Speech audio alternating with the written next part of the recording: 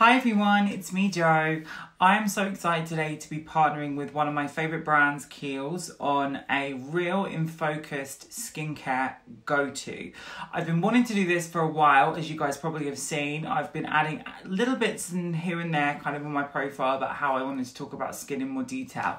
And I thought for Pride, because I got the opportunity to look gorgeous for KIEHL'S, I thought this would be the perfect time. So they asked me to go through my skincare and my kind of Pride get up and ready fabulousness with their audience. So I'm going to be going live on their Instagram, and then with you guys I'll be bringing you behind the scenes. So hopefully we won't get poked in the freaking face by a big plant here.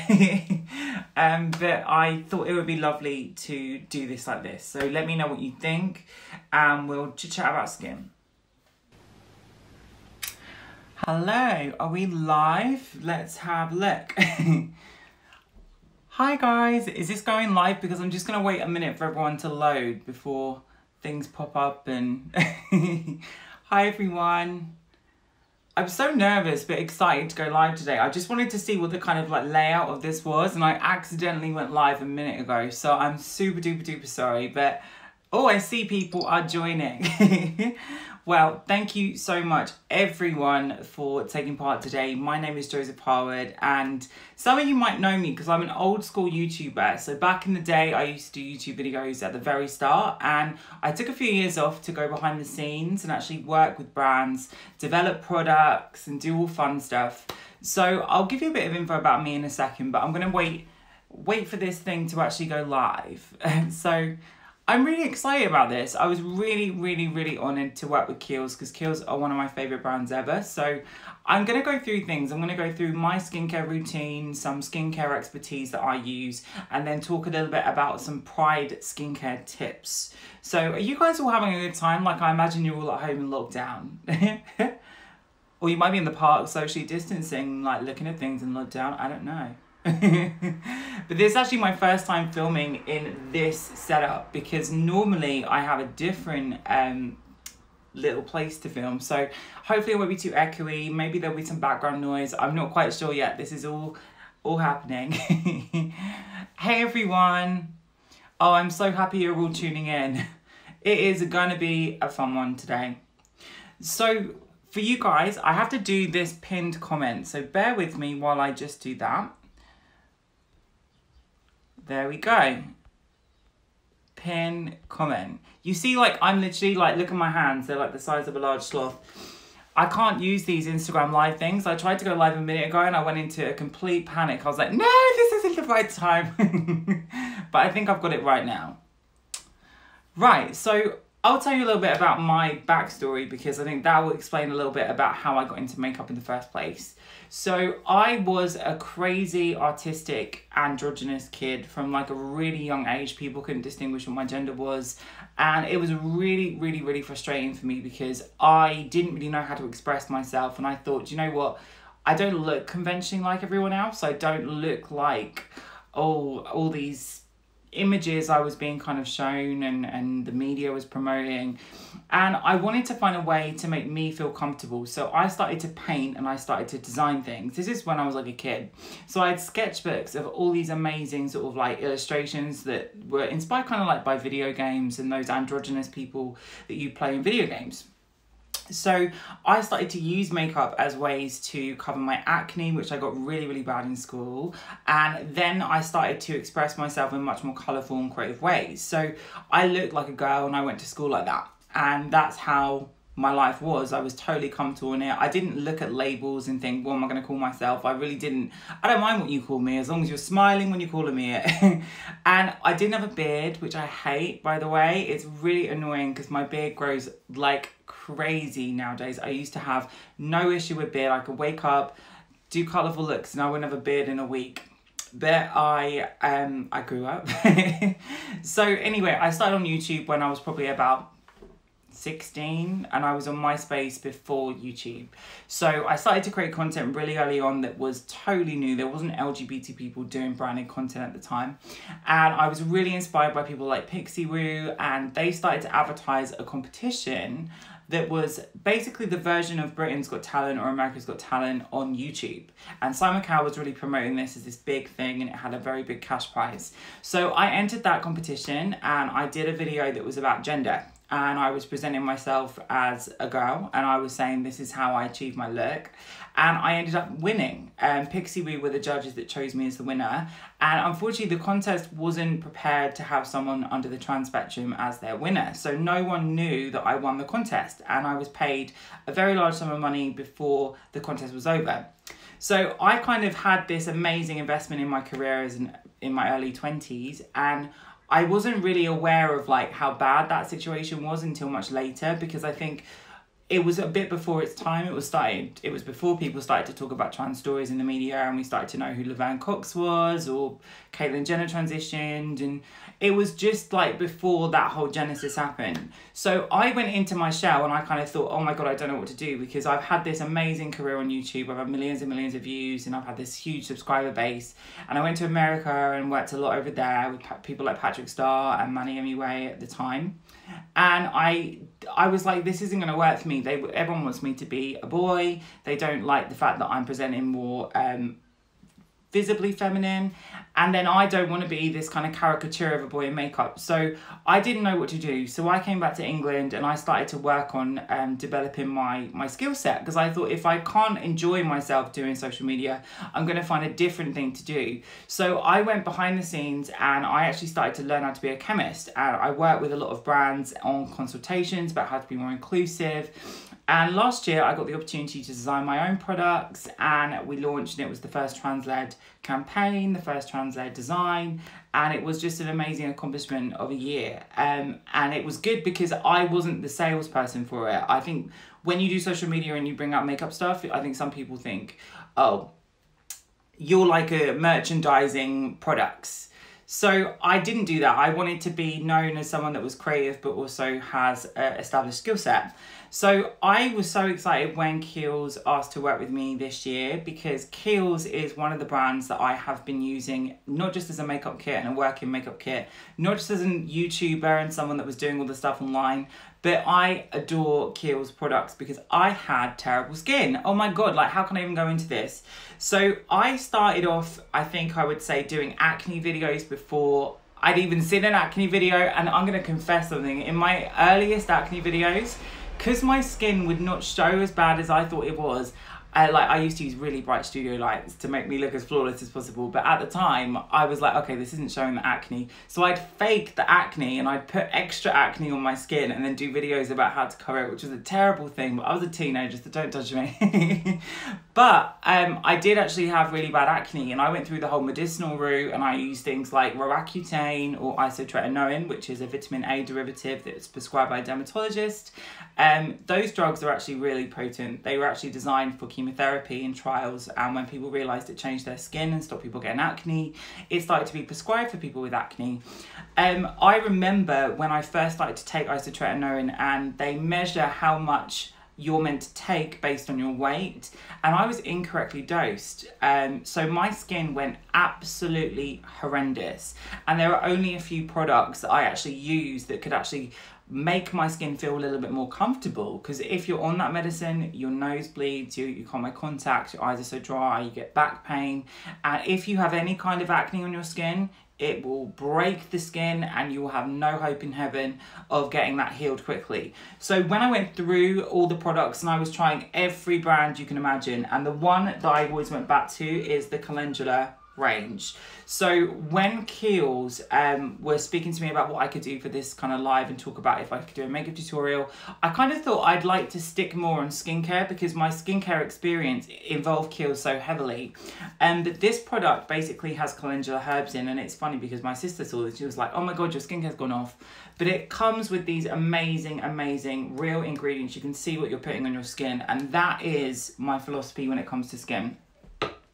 So I don't know how I can kind of like start breaking down my process of skin, but I have these rules, and the rules are: you clean your skin, you treat your skin, and every single day when you wake up in the mirror, you look and you think, okay, what can I actually what's going on here? Am I facing something from dehydration? Have I got an acne blemish that I'd like to heal up? And I kind of work at it kind of like systematically, like a toolbox, and I start to build things into my makeup skincare kit, if you will, that I can use to combat those things day by day. Because let's face it, our skin's organic, it's always changing, it's always shedding, it's always changing environmentally. And also what we eat, our hormones, everything has an impact on how our skin looks. And you have to think about things more in a holistic fashion. You can't go into skincare and think, okay, I'm going to use this product, that's going to fix my skin, because it really will not fix your skin. It might do a temporary thing, and then at the wrong time of the month, your skin will behave completely differently.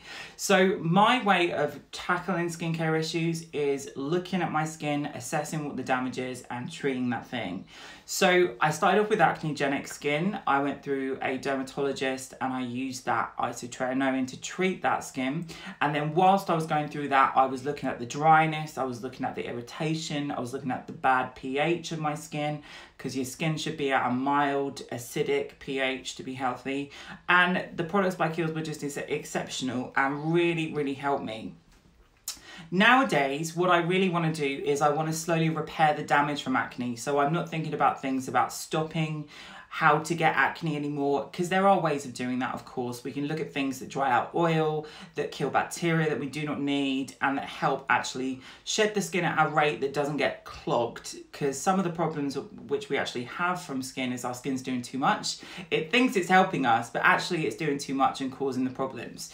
So I look at the texture of my skin as a big one. I look at how much my skin glows, and I look at, nowadays, I try and let my natural skin shine, and I have freckles, as you guys can probably see.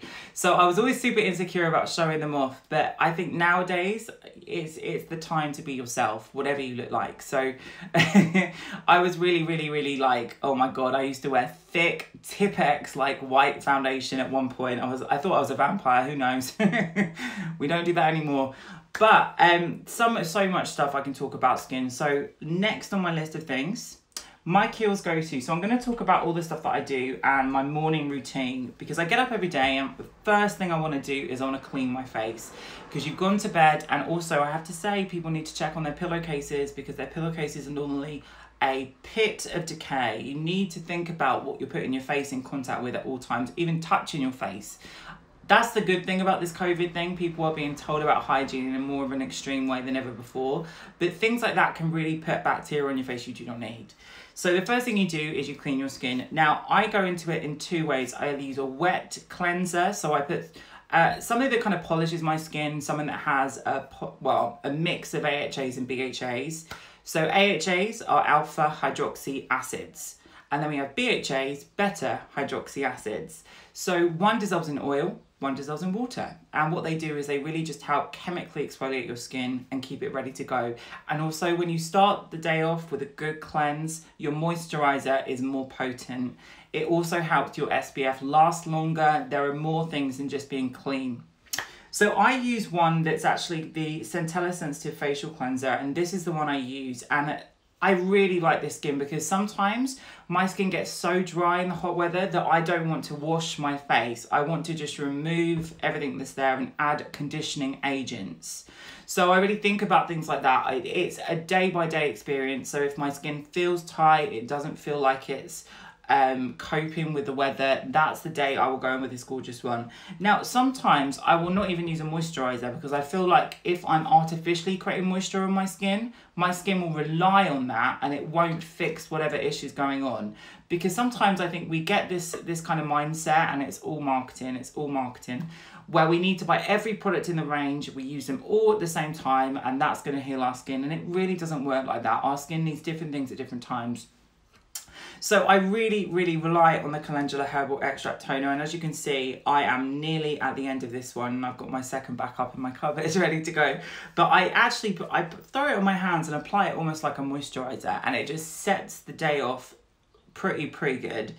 Now, next on my list, it depends actually, because if I'm going in with something like a makeup look and I'm doing a shave, that's a whole other routine. So I'm just going to skip past that routine because it's a bit more complex with me, because I don't want my skin to break out from shaving, which is a nightmare, I have to say. But the next thing on my list to do is actually go in with well, actually I can talk about what I do if it breaks out. I use the Skin Rescuer by KIEHL'S. So that's my go-to if I shave. But the ones that I use every single day without question is, where's my little potions? Here they are. We use the Vital Skin Strengthening Super Serum. This one is really, really, really good. I like it because it feels like I'm putting something light on my skin, and I absolutely adore the smell of it. It's kind of a mix of one of those fancy cocktails with cucumber in and just freshness. So I like that one, and it's really, really good. And oh my God, I can't even tell you. I have literally gone to every doctor that has injected everyone you know about getting rid of dark circles under my eyes. For some reason, I've inherited dark circles under my eyes, and it does my head in. And I really struggle to find products that really bounce light back and really restores the area, because I'm not one of the people that moves their forehead up and down that much, but I do smile and express with my eyes, as you can probably see. So I've got to be careful, because if you're one of those people and you laugh a lot, you have to be aware. These are gonna go, they're gonna go. One day you're gonna wake up, you're gonna look like some crepey old thing, and you don't wanna do that. So I always go in with the Powerful Strength line reducing dark circle diminishing vitamin C eye serum. Now, vitamin C is very, very good, because if you are into SPF, as we all should be in the sun, the minimum you need to use is 50. And in the UK, we do not have the rigorous testing as places like Australia or Singapore do. So we need to actually be very careful which SPF we put on our skin. It's very important. It stops photo aging. But vitamin C helps it go longer. Anything that anti-oxidizes the skin will stop pollutants. It will stop oxidization of the things that are in the SPF. It will last longer. So vitamin C is a go-to, and I don't actually use a KIEHL'S SPF, so I'm not going to focus on that today, but try them all out, because SPF's a funny one. Some people get really bad breakouts with certain SPFs. So I'm also recording with my other camera in the background, so we can kind of get two in one go, so forgive me. So my moisturizer is, and if you guys have not seen these fabulous, fabulous new pots, Just Like Us is an amazing charity, actually. They're really, really, really amazing with young LGBT people, which I'm really excited KIEHL'S are partner with. But they do obviously the classic, the Ultra Facial Cream. And if anyone knows anything about skincare, you've got one of these. They are so good. And I normally have a big pot, but I love the little diddy ones, because I can put this in my bag. Because sometimes I just want something that's a little bit more than like a lotion that you can carry in your handbag. I want something that's a bit more... just like, you know, the emergency thing. And do you know the benefit of this cream? It can be a base for a lot. If you're clever with mixing pigments, you can make a pretty potent moisturizer with a bit of tint in with that if you're on the go. So definitely invest in that one if you are into it.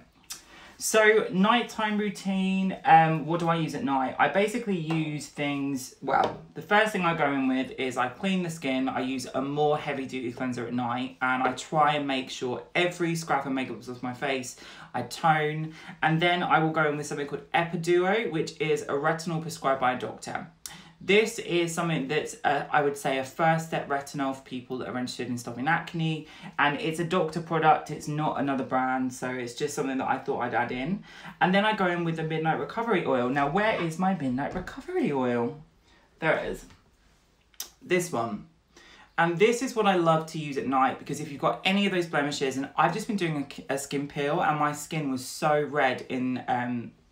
little areas on my face, and this healed it up like nothing before.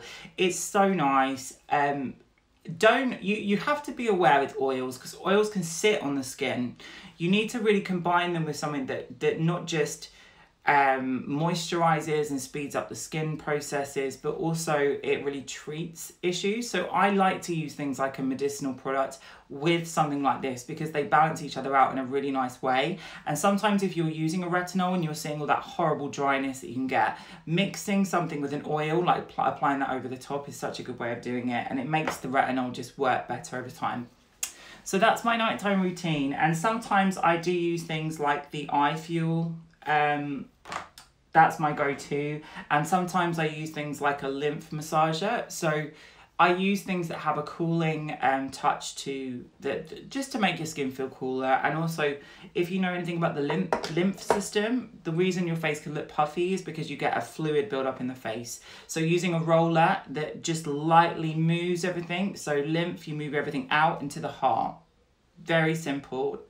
They always bring out these like crazy stones and jade and things like that, but it's really simple to do, and whatever one floats your boat is good to go.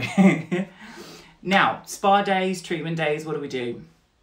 Double cleanse, that's the first thing you do. If you want to go in with a product that has more potency, like a chemical peel, you could dilute something like salicylic acid, and Kiehl's do loads of products that have mild acidic properties to them. But I really wanted to go into things that are natural. What can we talk about with skin? How can we make our skin really, really, really good without relying on all of the crazy nasties like the medicines? And the thing about Kiehl's products is you can mix them. So I brought along today some things that I got in my garden, some little herbs. And I also got just some basics from my cupboard and my fridge. So honey, oils, sugar, orange peel, oats. And all of these ingredients that we have in our store cupboards and our everyday things can be mixed. So I love the clays. I really, really love the clays by Kiehl's, and I love the turmeric and cranberry seed. This one is a mask, and I also like the sensitive clay mask. We can use these as almost like a base carrier and then go in with products to boost them or to add to them or to give more of to spread out the cost, because sometimes you don't want to put loads and loads and loads of an expensive product everywhere. You want to kind of make it a little bit more coverage for your money, if you know what I'm saying. So I like to mix things, and using honey with clays is really good because it doesn't dry out as fast. Using things that give a little bit of a scrub to a product is really good. So using oats, brilliant tip. It's an old school beauty hack, is if you put oats in a sock in the shower and you use that like an exfoliation, that is a genius way. And whilst you're doing that, pop your turmeric mask on for a brightening effect. It is genius, I promise you this, and you'll be like, oh my god, my skin is so soft. Definitely try things out. Obviously don't use heavy oils on your face if you're likely to clog up and react to that. Like olive oil is a no-no for the face if you're acne prone, but you can use things, for example, I love mixing the sensitive cleanser with a clay, and I use things like calamine lotion, which you can pop from a chemist. And you can just mix and match things and make them a little bit more potent, or try them in a different way. And I always like to experiment and see what I can come up with. So what am I going to talk about with makeup? So makeup's next on my list, and I guess you guys know I'm a makeup artist first and foremost, even though I'm a skincare addict. And for Pride, I think because we're not going to celebrate in a public place like we normally would, and there's going to be no crazy Brighton Pride that I normally go to because I'm a Brightonian, we probably might be doing some things out and about. We might be enjoying the sunshine. This week's a heat wave. So I definitely would recommend not putting heavy makeup on, using your skincare as the base and then going forwards from there. And obviously, water. Drink as much water in hot weather as you possibly can. So one of the products I really like by Kiehl's, where is my little thing gone? Here it is. This is the Glow Formula Skin Hydrator. Now, if you're looking for a way to make your skin look like it's made up without giving the effects of a heavy mask of makeup, using this and then setting it with a powder will give you a really beautiful finish. Now, as you can see, because I look like the moon and gleaming away right now, I have not used the powders, but I definitely mix this with concealer. So I'm going to be using just an Urban Decay like foundation. It's their all-nighter foundation. It's got a bit of grab to it.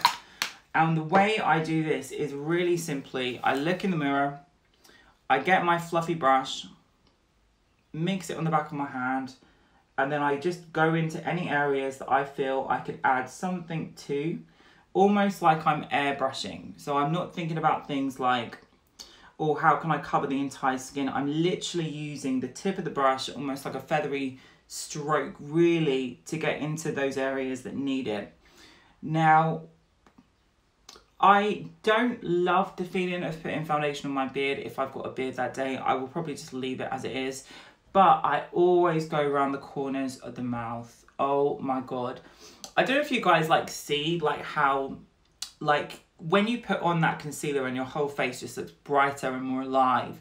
One of the areas I often see that's forgotten about is this bit outside. And I used to call this area a W zone, because on very, very, very thin people, if you're looking very, very tired, you have a prominence that's almost like a W shape. And just using a concealer in that area lifts the face in a way that's not as obvious as, say, using an under eye concealer. So simply just going through the skin like that with that glow formula, which I already popped on, is an easy, easy fix. And forgive me for my face melting because I am under a light today. Next, what are we going to do? I'm going to add brows. I'm not drawing in brows at the moment. I really am into brow gels, and I've been using things like Urban Decay. I've been using things like, I grabbed one from L'Oreal, which I was really impressed by actually. I'm trying to think about how I can buy more drugstore things to try. I'm always apprehensive about trying like minimal makeup, because I know how to do a full face beat like every day. That's how I kind of went to school, in full guiche. But I do prefer having less on your skin. I think it just looks more youthful and fun. It feels better. You don't look as crazy. So yeah, so that's my go-to Pride. What's next on my list? So I'm going to go through and I'm going to ask you guys to ask me some questions, and we can talk about all the different things that you guys want to know more about. So I was really interested to talk about skin. So if you guys have any makeup questions, maybe I can fill in the gaps now. So I'll look through. My God, there's so many people commenting. Thank you so much. And hi to everyone that left a nice wave. My skin is so dry nowadays and so sensitive. Well, I guess the first thing I could say for people that are experiencing that dryness would be to think about your water content. Are you actually drinking enough? Let me tell you, I am not a water drinker. It's not natural for me to have a bottle of water at all. I don't know why. I've just never been... I don't know. There's no excuse for it really, is it? But what I did is I have a reminder thing set up on my phone, and if I've got an appointment or a meeting or something, it pops up and tells me on all my devices if I'm at home. So what I did is I started to put in reminders for drinking water, and that helped me. It put me on the track to kind of think, okay, this is going to be a habit. If I have this much water at this time, that's going to be fine. And it made me drink more. So you don't notice an immediate difference, like with anything relating to your diet, with your skin. However, the thing about water that no one actually says is it just flushes your system out. So if you've got hormonal imbalances, it helps tremendously. If you've got things like your skin's just dehydrated, it helps tremendously. And your face is the first place your body pulls water from. So... we need it. What should we say? What if you try doing laser treatment for the beard? Oh, so basically laser is really difficult because if you have any pigmentation, you're olive, you're Asian descent or Afro descent, you can't use laser on the skin because the skin will have melanin in. So the laser will target the melanin instead of the hair, and you can be left with pigmentation. So because I'm a mix of everything, I actually just did my ancestry. It was more, I didn't even know I had South Asian heritage, but there you go. We have. I can't use conventional lasers on my skin, and it's really difficult because I had 4 years of treatment on my beard and it hasn't gone.